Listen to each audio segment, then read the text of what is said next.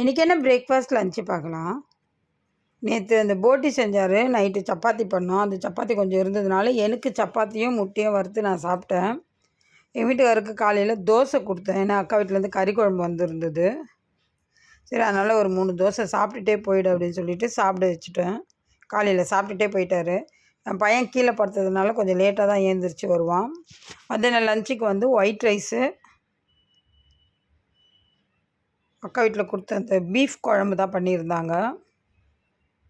முருங்கைக்காய் உருளைக்கிழங்குலாம் போட்டு பீஃப் குழம்பு சூப்பராக நல்லா திக்காக இருந்ததுங்க. ரொம்ப நல்லா இருந்தது. சாப்பாடுக்கும் தோசைக்கும், அவர் தோசைக்கு தான் சாப்பிட்டு போனார் காலையில். அதுக்கப்புறம் சிக்கன் 65 செஞ்சு கொடுத்துருந்தாங்க. இது வந்து அக்கா பொண்ணு பண்ணா போல். நல்லா மொரன்னு இருந்தது சிக்கன் 65. நல்லா கருவேப்பிலெல்லாம் போட்டு சூப்பராக பண்ணியிருந்தா.